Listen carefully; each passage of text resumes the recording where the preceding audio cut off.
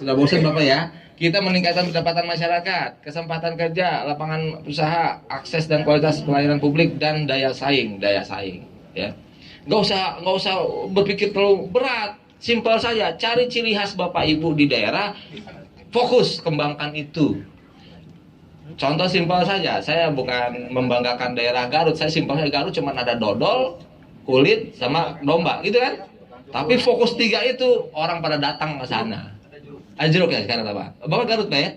Oke. Jadi dodol itu ya namanya dodol, cuman di ATM kan, modifikasikan. Dodol rasa durian, dodol rasa coklat, dodol juga. Mungkin dodolnya seutrit, duriannya seutrit. Itu namanya kreatif. Bentuknya juga. Cokodot ya, begini ada ya.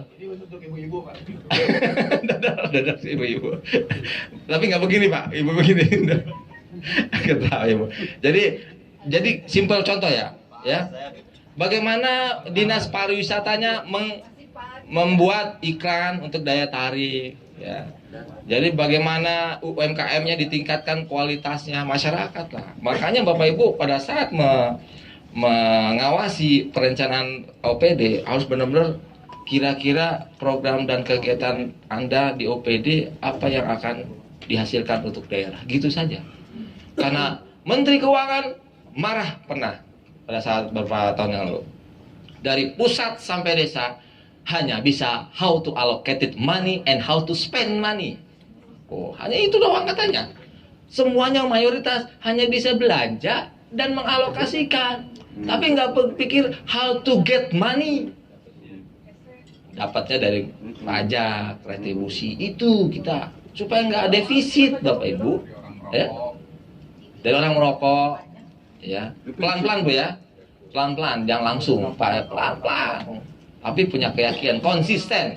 Yang kita butuhkan adalah konsistensi dan komitmen.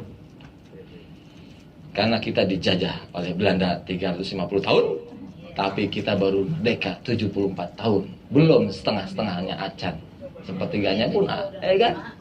Udah lama kan? Artinya budaya Belanda itu masih pelan-pelan kita rubah. Apa budaya yang diciptakan Belanda zaman dulu Pak? Ya, apa kira-kira? Budaya jelek ya? Adu domba. Nah, ya kan?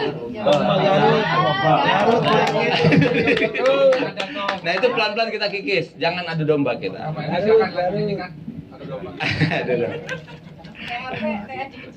Oke, nah ini penting nih Bu ya. Satu slide ada absolut itu urusan pemerintah pusat, ada urusan pemerintah umum. Nah Bapak Ibu ada wajib dan pilihan yang konkuren. Nah yang lebih penting difokuskan adalah layanan dasar yang ada SPM-nya, standar pelayanan minimal, yaitu tentang pendidikan, kesehatan, PUPR, perumahan rakyat dan pemukiman, kemudian Trantibum dan Linmas dan sosial. Ini Bapak Ibu sesuai komisi masing-masing baca peraturan menteri teknis tentang itu. Ya. Urusan wajib ya. Jadi idealnya menurut saya ya pastilah gaji dan tunjangan dialokasikan itu kan. Kalau nggak berjalan. Kemudian yang kedua SPM dikondisikan. Ingat, satu program tidak harus satu SKPD yang menerapkan. Makanya ada TAPD. TAPD mengusulkan, Banggar tinggal ngawasi. Contoh, saya tim nasional PPSP dulu tahun 2012-2013. PPSP, program percepatan sanitasi permukiman. Sanitasi Pak, kira-kira dinas mana saja yang terlibat di sanitasi? PUPR, Intan, kesehatan, pendidikan juga, semua. Jadi disitulah TAPD dan Banggar mengkondisikan kira-kira lo ngelakuin apa. Bisa juga Satpol PP mendukung kan untuk mengawal pembangunannya sanitasi. Itu contoh. Agak memang riuh memang, tapi minimal itu kan mengawal perda Pak ya. Ya kan? Kemudian satu, jangan sampai seperti daerah lain. Daerah lain saya nggak sebut daerahnya ya. Pada saat saya ke sana, 2012 saya ke sana, kan sanitasi berhubungan dengan sampah dan gitu ya. Pembuangan limbah dan lain-lain ya, drainase dan lain sebagainya. K3 ya kesehatan. Nah ini saya datang ke salah satu daerah timur, datang ke sana. Saya tanya, Pak ini dapat daerah penghargaan Adipura ya Pak, daerah kan Adipura.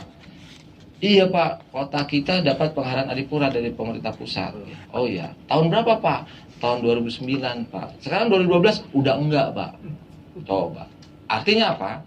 Masih banyak kita tahu bagaimana menciptakan sesuatu tapi tidak memikirkan bagaimana memeliharanya.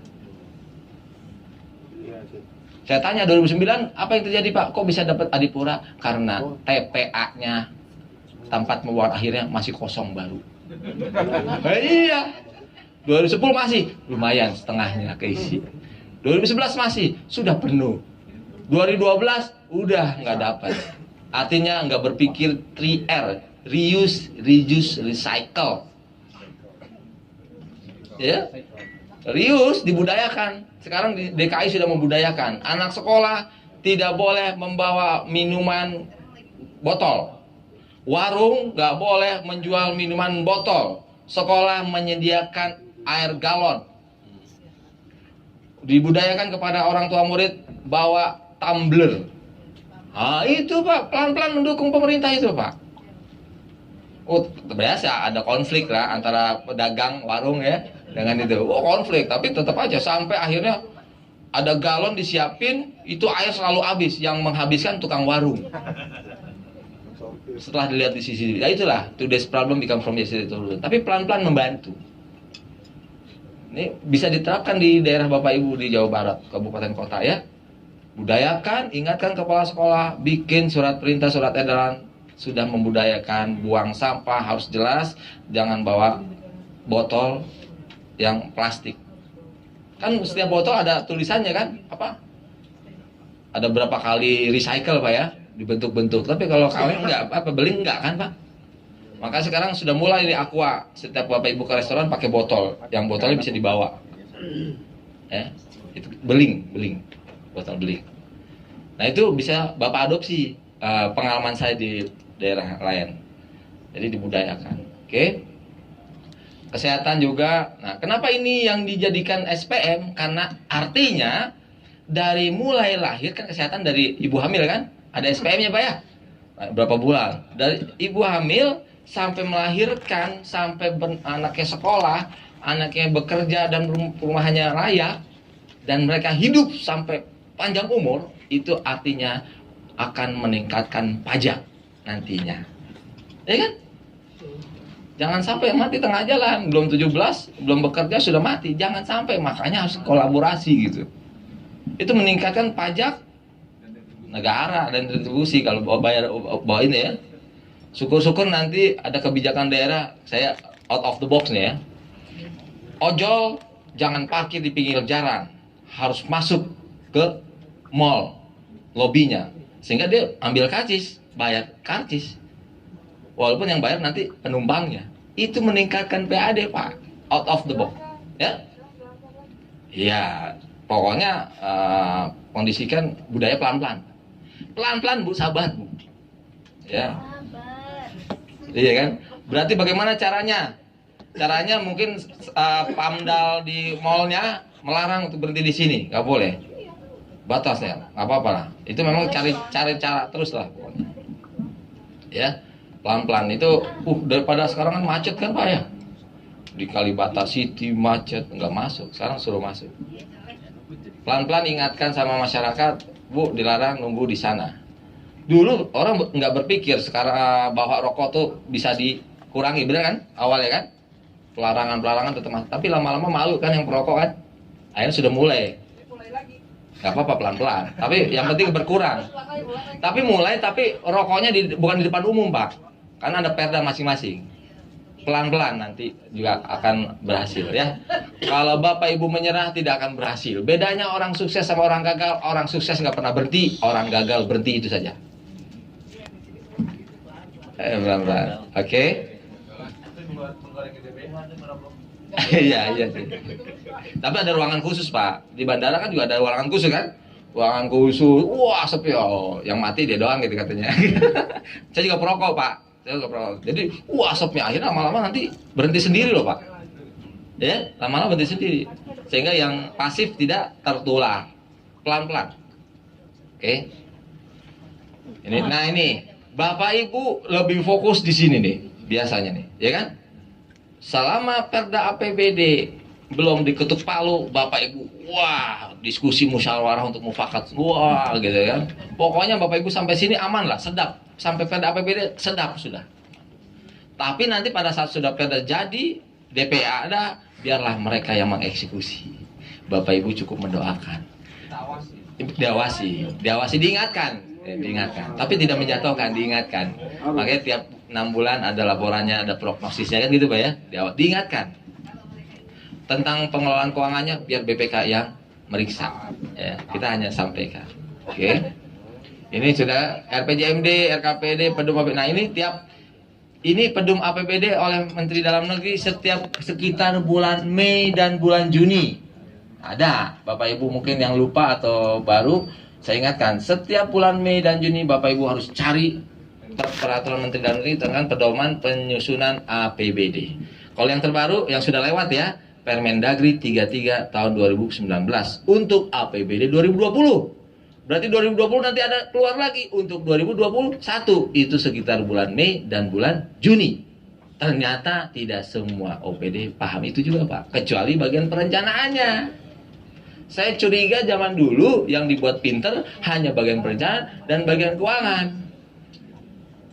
Sehingga habis itu sudah mereka pinter tidak transfer pungut. Oke Bu ya, selain Pedum APBD ada Pedum RKPD, Rencana Kerja Pemerintah Daerah. Oke. Ini kalau KPPS kebijakan anggaran sudah paham lah Bapak. Mudah-mudahan akhirnya pasti sepakat. Kalau nggak sepakat nanti ada administrasi sanksinya. Ada Bu, jadwalnya sini. Nah di sini Pak. Nanti sampai, nah ini Pak. Nah sini ada, ya. Sampai sini ada urutannya. Pokoknya Bapak jangan menghafal, contek, lihat. Karena tugas Bapak bukan ujian lagi, mengawasi supaya pelayan masyarakat. Makanya semalam juga saya mikir nih, apa supaya lengkap. Karena ini materi keseluruhan, tapi dibuat rangkum sehari kan gitu ya. Jadi saya di sini tugasnya mengungkit Bapak Ibu, ya. Dan biasanya di Pedum APBD jadwal-jadwal sudah ada, ya. Pedum APBD sudah ada. Oke. Nanti lanjut Pak ya, balik lagi Pak ya. Oke. Nah ini pelaksanaannya APBD itu ada pendapatan, belanja, pembiayaan. Dan saya yakin masih banyak bagian keuangan yang backgroundnya bukan akuntansi di OPD. Ya, karena orang-orang yang dekat saja sama decision maker gitu ya. Ini tantangan juga. Walaupun kenyataannya memang masih begitu, please anggarkan untuk pelatihan atau dikelatkan, setelah dikelatkan transfer knowledge-nya itu ke seluruhnya. Oke. Penata usahaan ada 2. Cash basis, accrual basis. Cash basis itu penerimaan dan pengeluaran di bendahara. Bendahara penerimaan dan pengeluaran. Itu cash basis. Ya. Kemudian ada accrual basis bagian akuntansi. Lucunya Pak di daerah lain. Saya ngomong daerah lain ya, gak usah sebutin. Masih banyak jangan, bukan. Enggak. Masih banyak daerah lain ya, PA dan KPA nggak paham istilah keuangan. Berapa ya? Iya. Dinas itu PA, KPA adalah UPTD-nya. Nah, contoh nih daerah lain. Lurah ribut. Lurah KPA Pak? Iya. PA-nya kecamatan. Oh, saya baca di peraturan bahwa sebagian tugas dan kewenangan dilimpahkan ke KPA dari kewenangan PA, betul kan? Oh ternyata semua aja sih Pak dilimpahkan ke kita. PA nggak ngerjain apa-apa. Wah emosi tuh Pak Lurah tuh. Karena dia mungkin backgroundnya nggak paham bagaimana cara. Apalagi ada dana kelurahan Pak ya. Nah ini tantangan Bapak Ibu di daerah nih. Mereka belum paham. Saya tanya, Bapak Ibu yang terhormat Pak Lurah, satu kecamatan berapa kelurahan? Ada 5 dan 6 Pak. Oke. Apakah semua anggaran 6 kelurahan ditaruh di Bapak? Enggak kan? Hanya 1 kelurahan kan? Artinya itu sebagian. Itu Pak. Sampai ke hal teknis itu harus kita jelaskan Pak. Ada lagi yang lucu daerah lain. Kepala puskesmas ya baru sadar betapa sulitnya jadi kepala puskesmas karena istilahnya banyak. Ada SPD, SPM, SPD, SPP, SPM, SP2D. Ya kan gitu. Istilahnya banyak. Makanya Bapak Ibu yang terhormat jangan sampai masing bendahara di masing-masing sekretaris dewan jangan anggap mereka automatical tellers machine, minta sekarang ada sekarang. Ada istilah UP, GU, TU, LS. Prosesnya itu di bendera pengeluaran. Pengeluarannya gelondongan tuh untuk barang-barang, bukan buat kita. Prosesnya sudah dilakukan. Makanya ada uang persediaan, ya kan? Kadang-kadang nanti dirembes, di berkas-berkasnya diverifikasi asli apa enggaknya. Jangan sampai Bapak reses, spanduknya ditulis reses tapi ditempelnya di pernikahan. Ada yang ketahuan Pak, daerah lain. Kan setiap ada anggaran reses kan, jangan sampai, tapi Jawa Barat nggak ada kayak gitu. makanya artinya wajar, yang penting wajar gitu, wajar. Jadi harus out of the box, kreatif.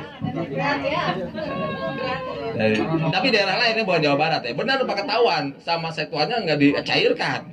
Bapak ini ada undangan nikahan nih, spanduknya dipegang, dipoto gitu, kurang rapi, sehingga nanti WDP. Ini kenyataan Pak. Oke, kembali ke kepala puskesmas itu kan seorang dokter ya, dia luar biasa pintar, tapi ilmu pemerintahan harus diajarkan juga Pak, ya, baru kan ilmunya. Dan dia tidak tahu itu. Berat juga ya Pak, ya memang berat Pak. Lebih berat jadi pimpinan birokrasi daripada pimpinan di swasta. Benar Pak ya? Berat, karena di swasta berhubungan dengan komputer selalu nurut, dipijit enter langsung masuk. Tapi kalau birokrasi berhubungan dengan manusia, disuruh masuk belum tentu, entar. Berat Pak, entar. Itu kenyataan Pak. Bantulah kepala OPD, kepala daerah untuk pelan-pelan. Di swasta pada saat rekrut pegawai baru dites psikologinya, the right man in the right place. Di birokrasi belum tentu dites psikologinya, kita nggak tahu karakternya kan, tapi semuanya dianggap right. Benar nggak Pak? Makanya pelan-pelan Bapak Ibu, berat loh. Saya backgroundnya akuntansi, ditempatkan di swasta, belum tentu saya di bagian accounting, tapi saya tepatnya di bagian operasional waktu itu, clearing, ya, di Deutsche Bank clearing. Karena karakter saya memang nggak bisa detail tentang angka-angka secara detail. Saya bisanya advokasi dan influence dan advokasi. Kemudian ada lagi di birokrasi, itu tantangannya. Ini ide lagi nih Pak ya, ide lagi boleh ya. Mudah-mudahan di bagian kepegawaian Bapak Ibu di daerah masing-masing disampaikan kepada mereka, anggarkan. Bahkan kalau nggak dianggarkan juga bisa sebenarnya. Download aplikasi di Google, ada semua. Contoh aja Bapak Ibu, download aja DISC, kuesioner DISC, jawabannya nanti kelihatan karakter putra-putri Bapak Ibu. Jadi cara komunikasinya dengan beda-beda orang harus beda. Ada orang diberi waktu lama langsung ngerjain, tapi ada orang injury time baru ngerjain. Contoh simpel gini aja Pak, ada orang naik tangga ke lantai 2, ada orang naik eskalator ke lantai 2, yang benar yang mana? Dua-duanya benar. Artinya Bapak Ibu pimpinan, kepala daerah atau siapapun jadi pimpinan, cukup menentukan waktunya, caranya nggak usah dipikirin, yang penting laporannya ada. Mau dia nyuruh orang, mau dia bayar orang, silakan, yang penting di laporannya ada di meja saya gitu. Kadang-kadang sampai detail-detail itu diurusin gitu. Saya dengar-dengar kamu nyuruh orang ya, yang kerja bukan kamu. Ya nggak apa-apa, dia bisanya komunikasi dengan orang, gitu. Kan kompetensinya gitu Pak. Yang penting hasilnya ada. Makanya pimpinan tidak boleh, kalau pimpinan ada anak buahnya, Pak harus selesai kapan? Jangan sekali-kali bilang secepatnya, karena cepat versi Bapak sama anak buah beda. Bapak cuma bilang besok jam 2 siang harus di meja saya. Udah nggak usah pikirin, tungguin saja. Atau enggak nanti anak buah, Pak kecepatan Pak jam 2 siang. Jam 5 deh, oke jam 2, jam 5 ya, saya tunggu. Nah, itu karena kemampuan mereka beda-beda caranya. Setuju Pak ya? Itu sepele loh Pak. Tapi itu jarang dilakukan oleh pimpinan-pimpinan. Di OPD ya, bukan yang. Jadi diingatkan juga pada kepala dinas. Oke. Ini akuntansi debit kredit. Tapi harus seimbang. Debit kredit harus seimbang. Yang seimbang belum tentu benar, tidak seimbang sudah pasti salah. Tuh, unik kan akuntansi? Kalau dulu mah penerimaan pengeluaran bendahara doang, sekarang debit kredit Pak. Makanya harus pandai baca transaksi, harus tahu ngejurnalnya bagaimana, ya kan? Persamaan akuntansinya bagaimana, nanti sampai laporan keuangannya. Yang paling banyak tuh CAL, catatan atas laporan keuangan. Yang paling tebel, laporannya gampang, cuma ngumpul-ngumpulin saja. Tapi semua sudah pakai aplikasi. Ya. Next. Gimana siapa?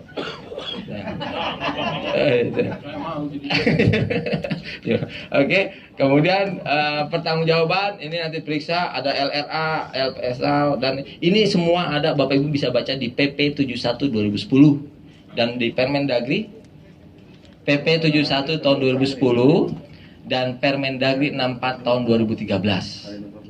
Ya, kalau perencanaan di Permendagri tentang ini di Undang-Undang 25 tahun 2004 ya tentang perencanaan, dan kalau di Permennya Permendagri 86 tahun 2017.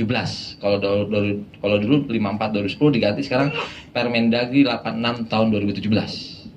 Tinggal Bapak Ibu download ya, baca. Karena kalau kita baca bareng-bareng tebel Pak. Wah, gak usah dihafal, contek Bapak. Karena Bapak Ibu sekarang tidak butuh nilai dalam bentuk skor, tapi masyarakat membutuhkan nilai dalam bentuk value. Value Pak, nilai. Oke. Terakhir nanti yang memeriksa BPK. Ya. Bapak hanya mengawasi dan mengingatkan, tidak menjatuhkan. Karena Bapak Ibu mitra, sama-sama dipilih oleh masyarakat. Ya. Biar nanti BPK yang meriksa. Ya. Mudah-mudahan BPK lebih objektif. Tapi ada juga BPK yang terlalu keras, terlalu idealis. Pokoknya terlalu salah lah Pak. Kita jangan terlalu. Kita boleh punya idealisme, tapi jangan terlalu idealis. Ya. Tapi di birokrasi di Indonesia harus realistis. Sekali lagi, kapan umpan lambung, kapan umpan datar, zigzag. Visi tercapai. Waktu tinggal 5 menit lagi. Bapak Ibu ada yang mau bertanya? Siap, alhamdulillah. Silakan.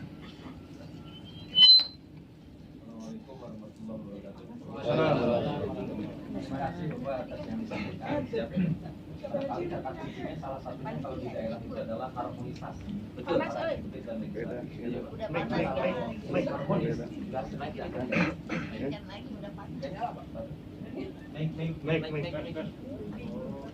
Biar teman-teman kedengeran yang lain.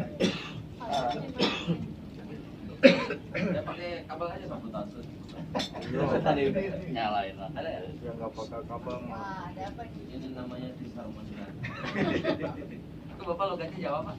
Jawa, kan dia Jawa. Apa batasan kuningan? Coba tebak, para mana? Bukan. Oh, bukan Pak. Oh, bukan. Saya sering diundang. Kelihatan Jawa gitu. Logatnya.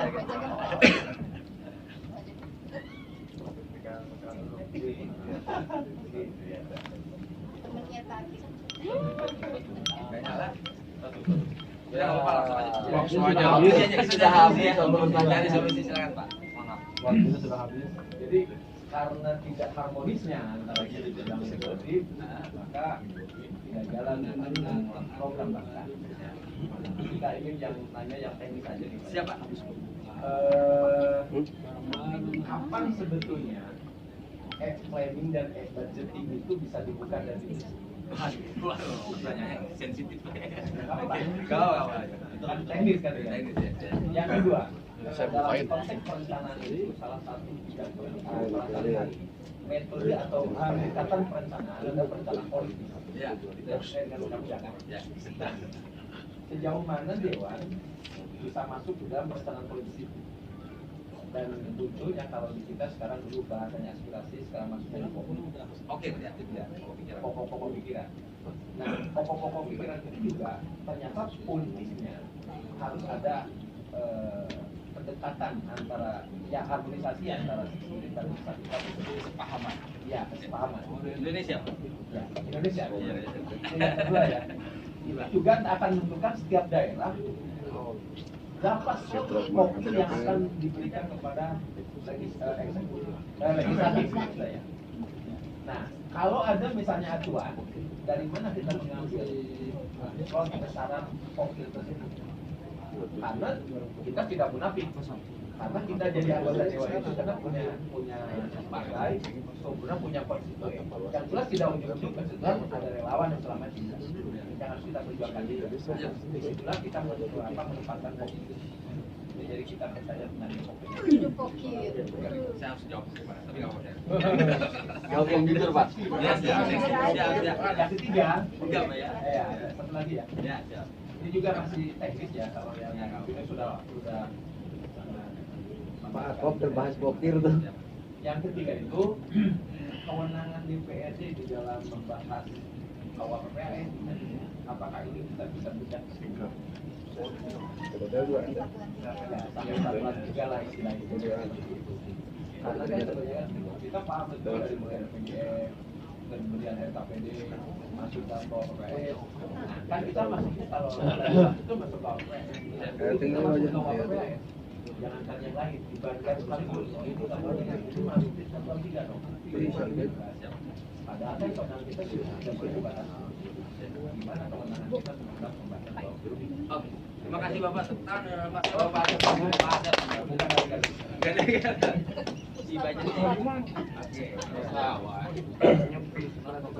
Jadi jawaban Bapak Ibu sebenarnya di sini sudah ada. Ada 10 pengawas keuangan idealnya. Ini kan ideal kan, bahasa peraturan ideal. Tapi di lapangan itu memang tidak punya strategi. Ya, sehingga selalu transparan. Berarti di budgeting biasanya dari awal sebenarnya harus idealnya ya. Tapi ya itulah kadang-kadang nggak tahu motifnya apa. Bukan kadang-kadang. berarti harus bareng-bareng musyawarah mufakat bagaimana. Yang saya lihat masalah yang sering terjadi adalah karena tidak ada SOP. SOP itu kan berdasarkan kesepakatan. Buatlah ke depan ada SOP. Standar operasional prosedur dan sepakat bagaimana sampai nanti dibahas bagaimana boleh apa tidak di budgeting. Menurut saya boleh karena itu uang masyarakat. Menurut saya boleh. Tapi hati-hati juga kadang-kadang ada wartawan yang bad news itu. Kenapa Bapak Ibu supaya aku sama kepala daerah supaya nanti nggak ada oknum wartawan yang blow up kita ribut gitu. Jadi harus pelan-pelan. Jadi jangan terlalu transparan tuh seperti Bapak misalnya Pak Asep misalnya kan, Pak Asep ke Bali nih nanti ya. Kan banyak orang yang pakai baju transparan kan? Bener nggak? Terlihat semua nggak? Enggak. Nah, tidak seperti itu. Tapi sebagian besar terlihat. Tapi ada hal-hal yang sensitif tidak terlihat gitu Pak. Nah itu juga harus komunikasi dengan adanya SOP. Saya ada yang buat khusus untuk pendidikan. Karena SOP dibuat berdasarkan kesepakatan. Benar kan? SOP itu yang tadi saya bilang Pak. Ada 5W, 1H. What-nya apa? Where-nya apa? Di mana W-nya apa? Who siapa dan kepada siapa dan why. Akhirnya ada how bagaimana. Di situ dibahas. Ya karena nggak ada SOP-nya.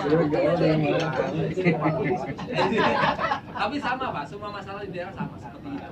Di birokrasi Pak, karena SOP-nya sebenarnya SOP-nya sudah ada di Permendagri 86 2017 termasuk Kokir. Ya ada sebenarnya, cuman karena semuanya tidak tertulis dengan gambar, hanya tulisan, nggak semua orang baca Pak. Jadi semua orang hanya berdasarkan pengalaman. Dulu nggak begini Pak, dulu nggak begini. Padahal Permendagri yang dulu yang berlaku nomor 54 tahun 2010, sekarang Permendagri 86 tahun 2017. Jadi lebih detail lagi yang sudah ada di Permendagri 86 dibikin SOP tanda tangan. SOP itu ditandatangan oleh kepala daerah Pak. Ya kan?